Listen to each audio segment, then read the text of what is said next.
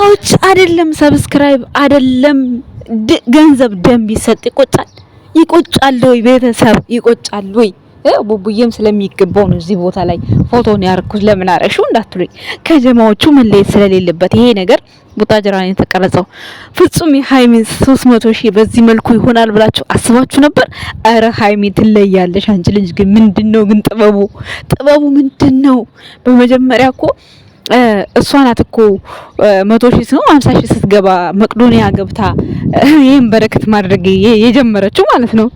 አቤት ማስተዋሉን ስጠኝ ማለት እንደዚህ ነው ቤተሰብ።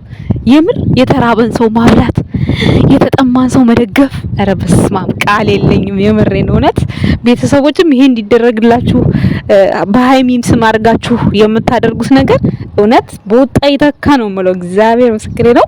ሰላም ጤና ይስጥልን ውድና የተከበራችሁ የቻናላችን ቤተሰቦች እንዴት አላችሁ? የጨረቃ ፋሚሊ ያው በዚህ ቪዲዮ መስራት የለብኝ ሊሆን ይችላል ግን ማለት ነው ሌላ ቪዲዮ ሲለቁ ብቻ አይደለም ማጨበጭቦ ሃይሚን ማመስገን ፈልጋለሁ፣ ፍፄን ማመስገን ፈልጋለሁ። ምክንያቱም እግዚአብሔር ፈቃዱ ከሆነ እኛም የራሳችንን አሸንፈን ለሰው የምንደርስበት ጊዜ ይምጣ።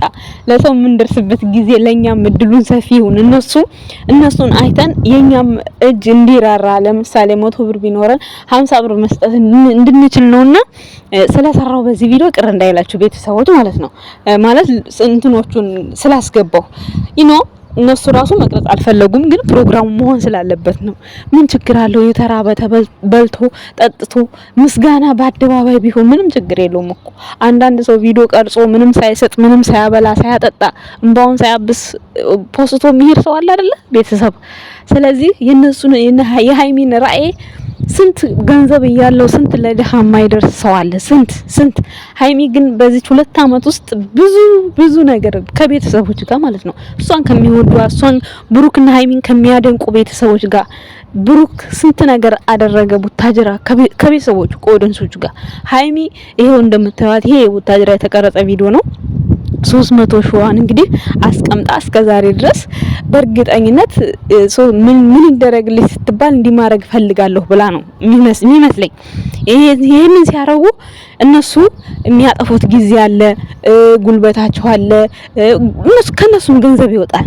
ኦዲየንሶችም ደግሞ ይሄን ለማድረግ እውነት በቃ የሷ ስም እሷ እንድትመረቅ እሷ እንድትባረክ ሰው ማለት አንድ ቀን አንስቶ ለሰው በመስጠቱ ራሱ ሹክራን ቴንኪው ማለት በጣም በቃ ከልቡ ካላችሁ ያ ምርቃት ነው። እግዚአብሔርን ብሩክ ለምርቃት እንዴት እንደሚጥር ፈጣሪ የትግስቱ ስጠኛር። እናንተስ ህይወታችሁ ይባረክ። እግዚአብሔርን የጥቃቅን እንቅፋት ከህይወታችሁ ውጣላችሁ፣ ብቻ በፍቅር ያኖራችሁ ፈጣሪ።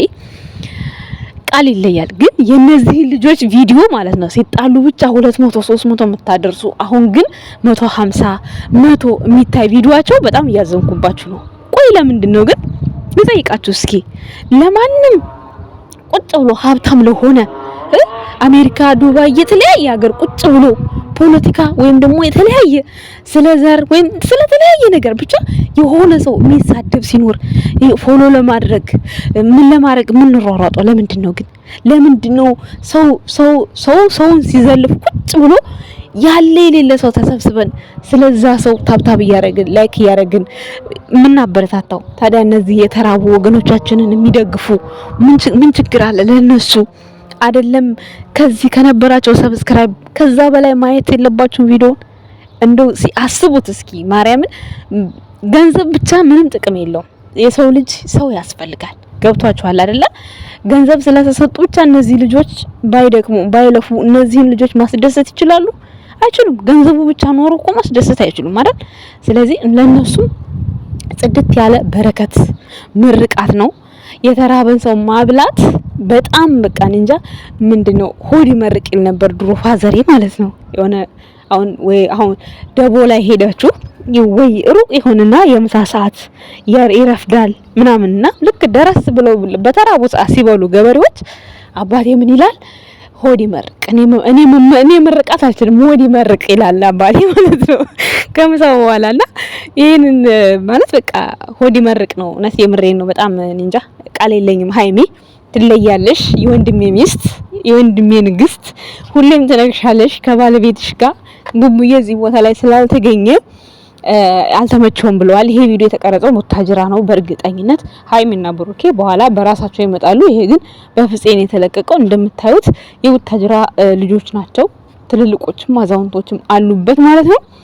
ይልመድባችሁ እውነት ሀገራችሁን በዚህ መልኩ አስጠርታችሁ ለተራበ ለተቸገረ መድረስ ማለት ቀላል ነገር አይደለም።